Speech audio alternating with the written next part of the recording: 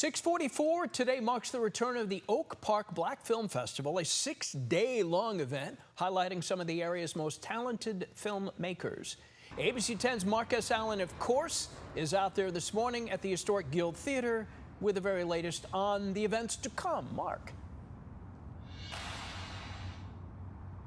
I'm so proud of this film festival. I love Sacramento. I love film when the two intertwine in a good way. I love it even more. And let me tell you, these films, as proud as I am of Sacramento, look like they could be from Hollywood or anywhere. They are global productions done well. Check out this one, Perfect Picture. I got turned on to this by our very own Chris Thomas. He said, do you know who did that? I said, who? He said, Xavier Smalls. Xavier, I know, he was a Sac State graduate, went on to do a lot of Tyler Perry projects, Tyler Perry series, even a couple Medea movies. Also had the #1 movie on Netflix, and now that is his short film, Perfect Picture, and it's awesome, and it's playing here tonight. Our very own Chris Thomas had a chance to sit down with him last night to talk about what it means to be a part of this specific film festival. Listen.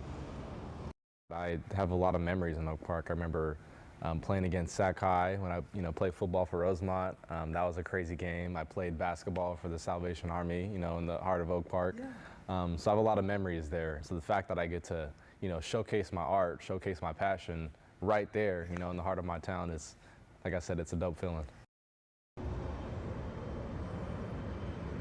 That is awesome. Big-time star. Stingers up, Sac State graduate, as is my friend Parneille. This is Parneille Walker, everybody. We worked in television together. You went on to have an amazing career and also, like me, love movies, so you started making movies. First of all, let's talk about that back career, The Tonight Show. Throw out some other credits you did.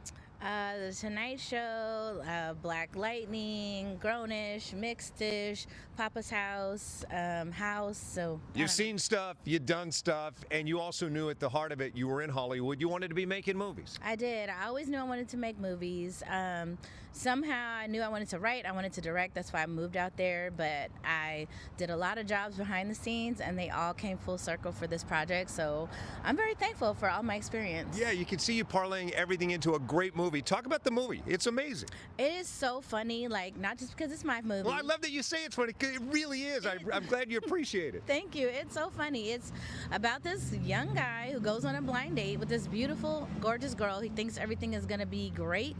He thinks he hit the jackpot, and then things just start spiraling as dating does, especially a blind date. So he goes on this whirlwind of crazy chaos and mishaps, and it's super funny. And what I love about it, it so outlives its budget. I don't want to ask you what that budget is, but it comps with anything that you would see on Hulu, Netflix, Apple TV Plus. It looks like a great movie because it is. How do you pull all your resources together?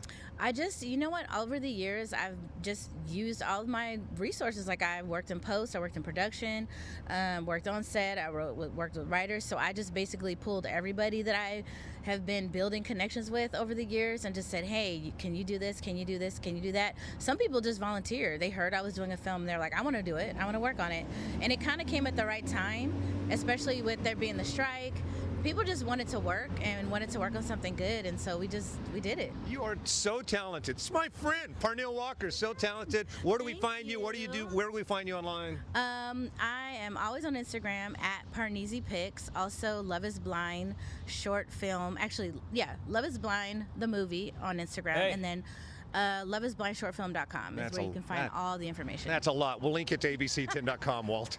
Yes. Hey, my friend, you and I can go back to Shaft, Sweetback, early 70s. How has black film evolved since then?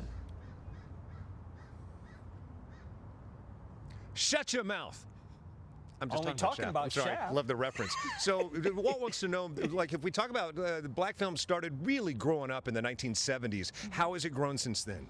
It's grown tremendously. I feel like there's a lot more really great professional black talent. We're just doing way more genres. Like, before, it was sort of just like, the blaxploitation and maybe just like love stories, but we're really expanding to like sci-fi, dramas, high concept, really great films. Like, we're just expanding, getting better and better and better, and I'm really proud of that. I'm happy to be a part of it, and I'm happy to be a part of this new rom-com resurgence. Like, people love rom-coms, so I'm happy to be a part of that too. Absolutely, Parneille. Thank you. Back to you, Walt. All right, Marcus Allen, you got a sweet, sweet back. All right, I digress. Marcus Allen, thanks. Parneille, too. Okay, Monica, take it away. Tough act to follow. It is. Wow.